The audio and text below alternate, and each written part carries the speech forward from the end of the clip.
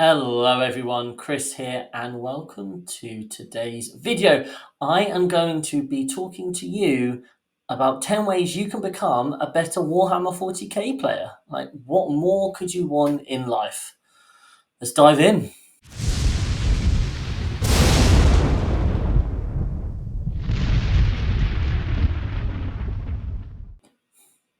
We've all been there. We've lost games we should have won, or we've played against people who were just like, wow, they just seem to know so much. They knew exactly what they needed to do.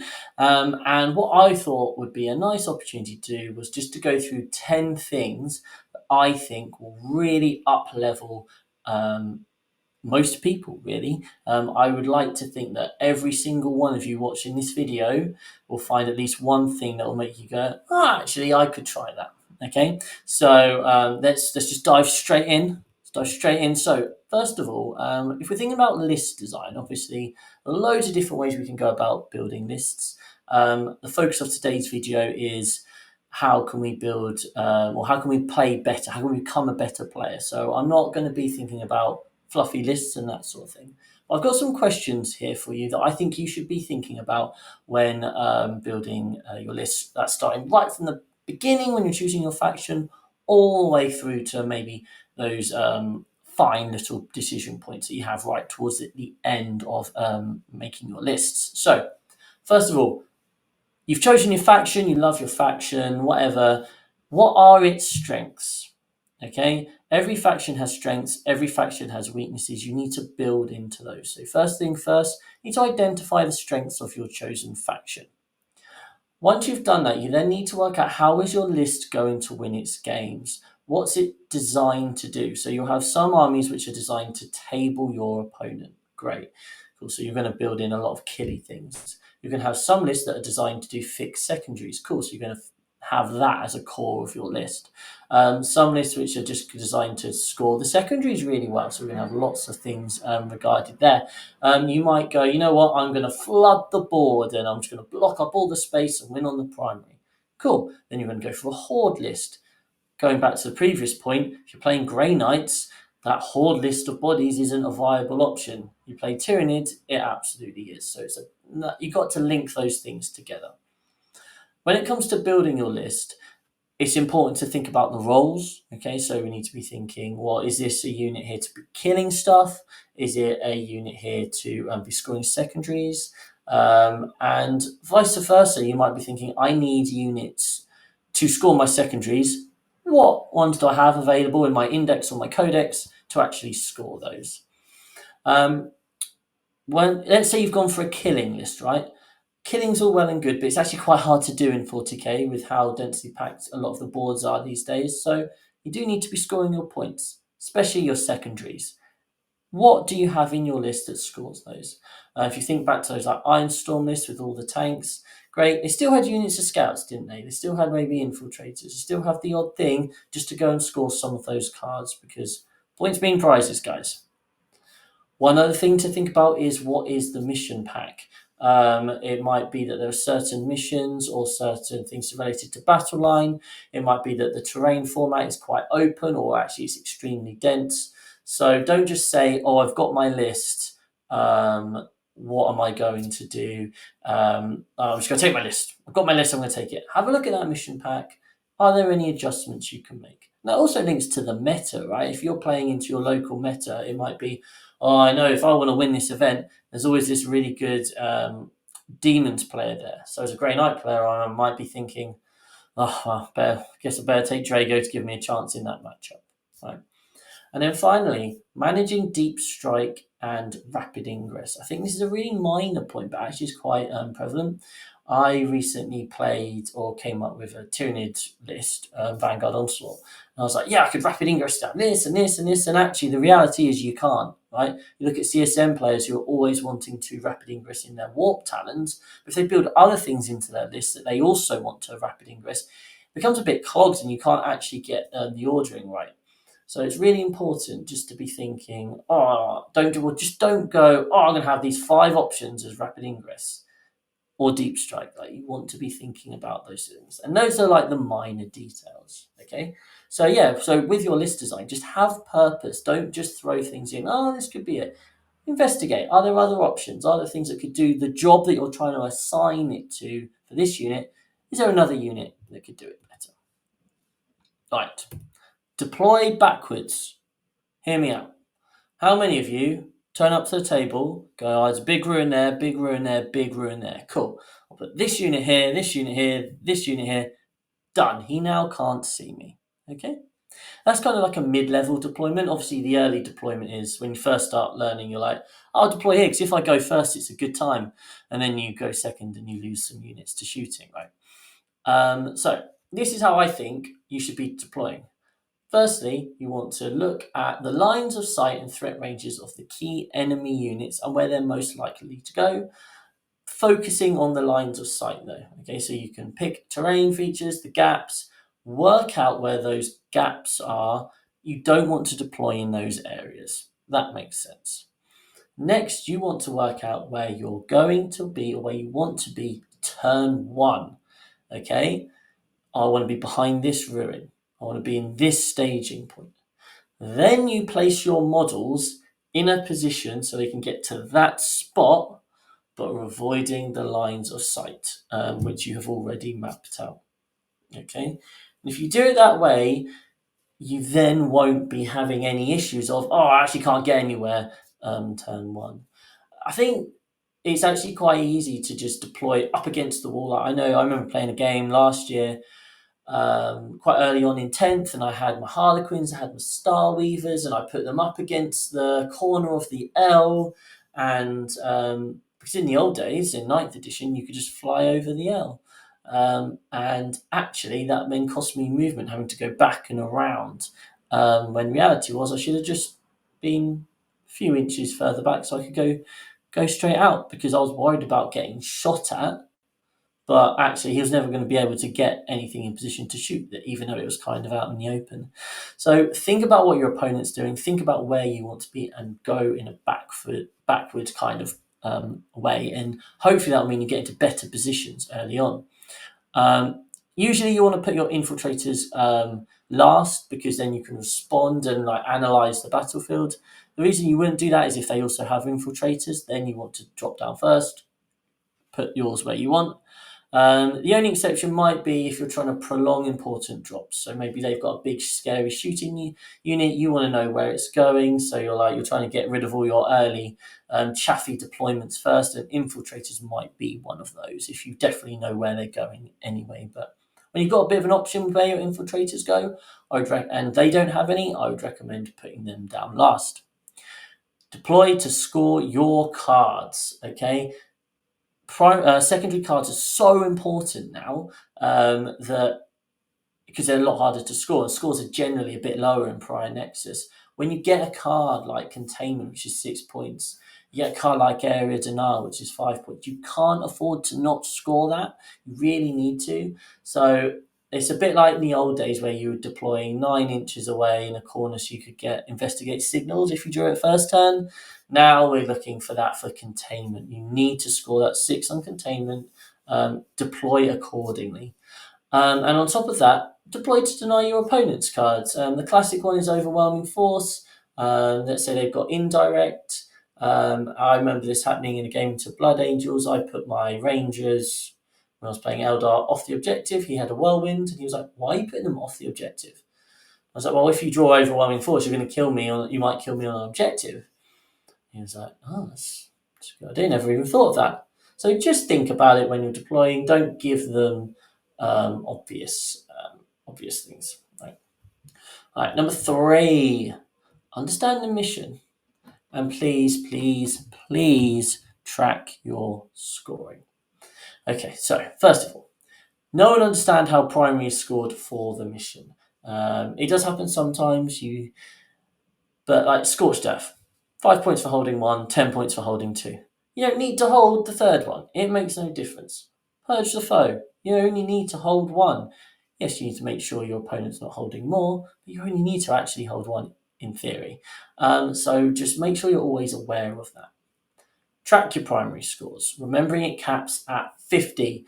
There's been plenty of situations where kind of like people will be rethinking about the primary scores you get to turn 4, and it's like, well, actually they're just So, for example, let's say we're playing take and hold, and we get into turn 4, and I'm like, right, I can give them a 10 next turn on their primary. I can knock them off the 15. Well, if they're already on 40 points, then me knocking them from the 15 to 10 makes zero difference because they're going to get to 50 anyway. Okay, secret missions in particular really affect this because now they can, even if it goes off, they can only get to 40.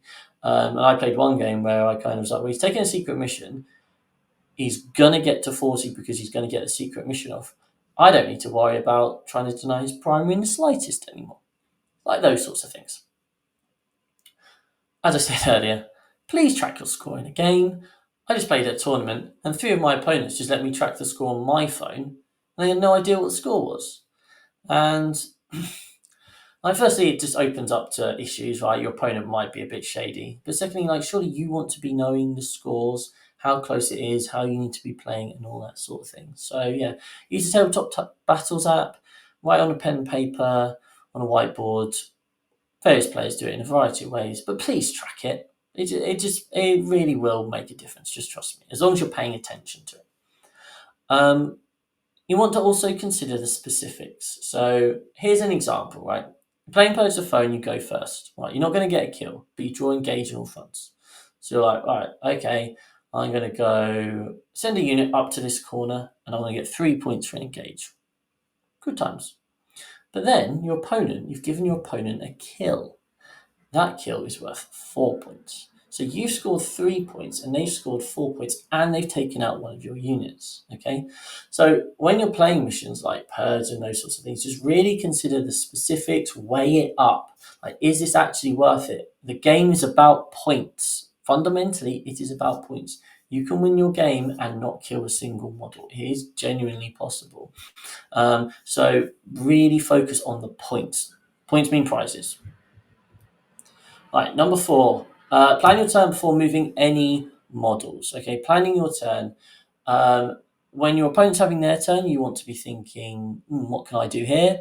What are my plays here? So it's not a complete shock when it comes to your turn. You're then going to draw your cards. Here's what you need to do. Firstly, how are you scoring your cards? Is it possible? Are you having to sacrifice something you don't want to? Do you need to redraw? Okay, all those sorts of things. All right. Once you've worked that out, how are you securing your primary next turn? Now, that doesn't mean, I can just tow this in here, 1OC, happy days. This means look at your opponent's units. Where can they get to? How can they affect your primary? Right, how can I now lock down mine? Okay, so I think this is a really important thing to be doing. It's too many people just put like one unit on there, don't pay attention to what their opponent can do, and actually it means you lose 5, maybe even 10 points, and that can cost you the game, right? So really make sure you have secured your primary by paying attention to how your opponent can affect your primary next turn. Conversely, can you deny your opponent's primary? Have they given you a way that you can knock them down to a 5 or a 10 or an 8 or whatever? Because anytime you do that, you're really pulling apart that differential. Then finally, what enemy units do you need to deal with this turn, and how are you going to do it? Do you need to kill anything? Can you move block them, tie them up? Is there a plan to your killing? So a classic thing, a mistake I've made in the past is just killing stuff that's in front of me rather than focusing down their scoring units or their killing units, right? You can, if you focus on their killing units, they're scoring points, but they're not hurting you, and you can catch up later.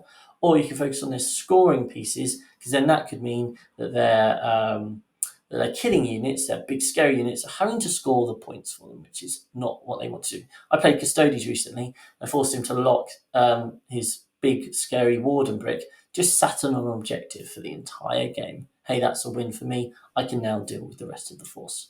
Okay, so plan your turn, cover those things. How are you scoring your cards? How are you scoring your primary? Can you deny their primary? What do you need to kill? So moving on to number 5, understand the charge phase. It changed a lot in 10th and is now just in reality a lot more confusing than it was in 9th, and you still see lots of people kind of not fully understand it. It can be manipulated. You can still do a lot of the things you used to be able to do in ninth. It just takes a lot more effort, a lot more hard work, a lot more explaining to your opponent, and talking through what you're doing.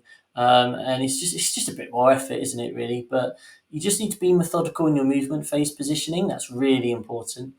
And the order of moving models in your charge phase is something you really need to um, do. So, with that in mind, it's really important to have a plan of what you're trying to achieve. So, don't just go, "Oh, I'm in here." Like, just take 5 seconds, even if it's really obvious what you're supposed to do. Just go, "I've got 5 seconds here. Um, okay, cool. I can now go and where shall I go? Oh, I'll go here." I've had a few instances of this. I had one where I completely messed it up. I was trying to create a situation where I had a Dread Knight and 5 Terminators, and I was going to try and use the Terminators to kill the Rhino, and then use my Dread Knight could then pile in and punch this other tank. And I charged in the wrong order because I just didn't think it through properly. Um, yeah, it's just really important to kind of have that plan and work through where you need to be really. So yeah, just don't jump the gun straight away. A big thing is trying to play around like heroic interventions and that sort of thing. I had a situation where I just moved some Terminators around a corner and they were going to charge some Intercessors. I rolled a 12 on the charge, which meant that I then had someone was to go to the other side base and I could get charged back or heroic intervene by some Deathwing Knights. I had to CP re-roll the charge to try and roll low enough. I rolled a 10 and I still wasn't low enough. And the way around that was like conga lining out my models, so only one was close, and the rest actually um, could kind of not have to go over the other side. So yeah, just think about it really. And although we probably don't do it very often, just practice it at home. Set up some models, set up a situation, and just roll the charges, and just think about how can I create new situations. With that in mind, we do have a Combat 101 series, which was for members only, and it is going out a week at a time. It's nearly all done now. So yeah, if you're trying to learn the combat phase, I think we've got like 8 videos on it, just like little 5 minute videos where we talk through the different steps, showing it through TTS. So yeah, definitely go and check those out. And just remember, guys, you can fight things you didn't declare as a charge. That was a thing that changed, and I still play in events against people who didn't know. Like, no, you can't attack that. I'm like, yes, I can. So just bear that in mind and make the most of it, really, but also try and protect against it. So yeah, understanding charge phase, very important. Never give up a unit unintentionally. In a perfect world, every single one of your units will fulfill its role, right? So first of all, measure your opponent's threat ranges at the start of your turn. Where can they get to? What can they affect? Moving this on, agree things with your opponent. Right, if I go here, your movement is 10. So if I'm here, you can't get line of sight here. I played into Sisters recently, and it was very much how far can your castigates go? Okay, well, I can go forever, a million miles, right? It gets to here. Put a dice here. So if my strikes are up against the wall, use my tape measure. Do you agree that you won't be able to see my strikes? Yes. Excellent. Cool. I now know that unit of strikes is safe from that threat. If you want to see this in practice, head over to Wargames Live or Glasshammer Gaming. They streamed the WTC, the World Team Championships, recently. And if you watch their games, that is like the largest or longest part of these matches is the movement phase as they go. I'm going to go here. You can get here. Do you agree I'm safe? Yes. Okay. So if you're moving units that you don't plan on using, you're just trying to get them into position, make sure your opponent doesn't have a way of getting to you. Okay. And today, if you play a match and the only units you lose are the ones that had already done a job and you knew they were going to die, probably going to win that match. Okay, so try not to just put a unit here. It'll probably be safe. Think about it. Okay, go methodically. Number 7, secret missions. Yes, gambits. They sucked. Secret missions are amazing. So first of all, make sure you know the details of all 4 cards. Make sure you've asked what your opponent's battle line units are, because you don't want to be going, I've chosen a secret mission. By the way, what are your battle line units? Like, ask that at the beginning of the game. But yeah, make sure you just know the details of the four cards. Um, just be aware in the mission. So it might be a matchup. So I played Black Templar Horde recently with my Grey Knights. I knew I was going to get smashed on primary. I knew it came down to me having to try and be successful with a secret mission. I had that lodged in my mind already. It can also be on the mission. So the mission called Burden of Trust, where you don't hold your own and you guard objectives, that can be brutal on the primary. Be aware in that game, and this was a mistake I made recently. I played in Custodies. I did win that game, but I only scored 34 on primary, and I should have scored 40 because I should have chosen a secret mission. That was just on me. So just be aware on certain missions, is a secret mission seeming quite likely here? Be thinking about it as early as you can. From the start of the battle, great, but definitely from turn two. So an example would be when I played into Dark Angels and I knew I was losing on primary, so I knew I was going to do a secret mission. So turn two, I was like, right, where's their battle line? Right, where's my battle line? I need to make sure I've got one unit safe so I can put that in his deployment zone at the end of the game, and I need to make sure his battle line's dead. Okay, so just be thinking about it as early as possible. And just remember, you choose it at the end of battle round 3. So you don't finish. If you go first, you don't choose it at the end of your turn 3. You do still get to see what's happened at the end of battle round 3 before picking which one you want. And if you want more information on secret missions, we did do a podcast episode, episode 101, I believe, on that. So go over to our live stream and check that out. Episode 8. Be aggressive with your secondary card redraws and discards. So, you may not have thought about this before, not many people have, but if you want to max secondaries, that's averaging 8 points a turn, because you max out at 40. How often do you think you score 8 points a turn? It's actually not very common at all, is it? I mean, you need some good cards to be doing that. Now, yes, you might get lucky and draw containment and sabotage at the end of the game and score 12 or extend battle lines and get an 11. But often you are drawing a dud card or maybe a couple of threes and that sort of thing. You know, it's an average, it's a 5 and a 3, and that's not common at all. So trying to score your cards is really, really important. Just be aware of your CP and redraw where possible, especially from turn 3 onwards. I'm always happy to discard a card turn 1 because Grey Knights love CP. So I will generally be like, I want to score one card and discard one. That'll get me a CP up. That means my early game plays are good. But especially from turn 3 onwards, I'm looking just to redraw. And when I played World Eaters once, I was like, well, I'm never going to be using a CP for a 3-inch deep strike, really, because I don't want to be near him. So I'm just going to spend that CP to redraw, and I just redraw nearly every turn, and I won the game by like 5 points. So yeah, redrawing is super important, and it's about thinking like realistically, can I do it as much as possible? As discussed earlier, you want to deploy to auto score the big scoring ones. Containment, please always try and do, unless things have gone wrong. Containment has to be a 6. So good. Holding onto a card. Oh boy. So many people hold on to cards. We've all done it. We're all guilty of it, aren't we? Oh, I could score it next turn. Soon as you hold on to a card, it gives your opponent autonomy over that, right? So I played into Sisters recently, and he drew Assassinate, and he went, I don't want your Librarians coming down, or Drago, so I'm going to keep hold of Assassinate. I'm like, okay. Well, I guess my Librarian I'll just keep hidden. I'll go and use my Librarian unit with Sigil, so I know they'll be safe.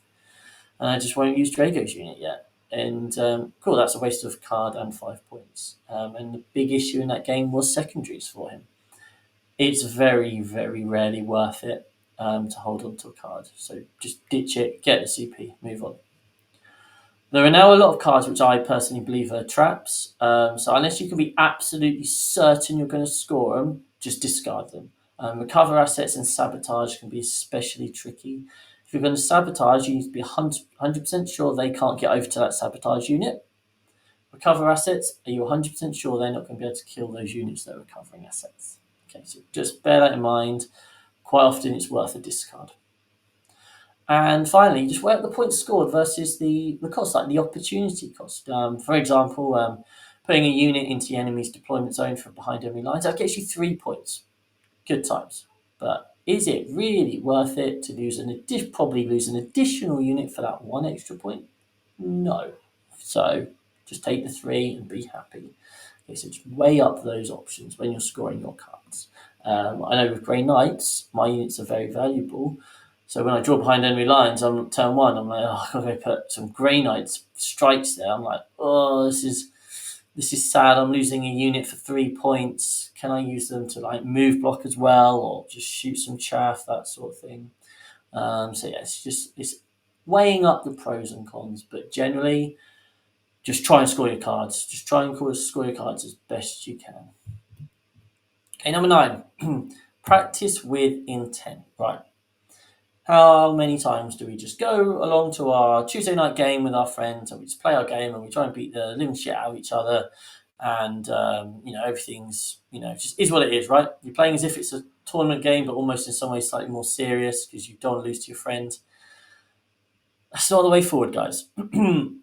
What's the purpose of your practice game? Make sure both you and your opponent are clear what you want to get out of it. Is it a practice? Are you learning your kind of your list? Are you just trying to give your opponent or your friend a chance to learn their list? I mean, if the game's clearly over by turn 1 or 2, like what are you gaining from playing on apart from just making your opponent miserable? Like try re-racking. Right? Just I know it's happened before. This has all gone wrong already. Of course, we just let's just start again, play the game, not make the same mistakes. Did something extremely unlikely happen? Oh, you know what? I might as well just go for this 11-inch charge because if I do, it's probably game. Oh, I made it. Oh, it was game. Well, actually, you know what? Why not? Or did something explode and just obliterate your opponent's deployment zone and that's just game? Like, what are you gaining from that now? You're not learning anything. It's just a practice game. Let's just say it didn't happen. Okay. Unless, of course, it gives a new opportunity to learn. Maybe you're really on the front foot. Your opponent goes for a Hail Mary play and it comes off. Excellent. We're now back on. Let's see. Instead of playing a full game to turn 5, play 2 games of 3 turns each. This gives you opportunities for tweaking lists, learning from mistakes in deployment, and that sort of thing. I've done that quite a few times. That's quite good fun. Can't necessarily fit it into just an evening, but if you've got a Saturday, that can take up about half the day, and that's quite nice.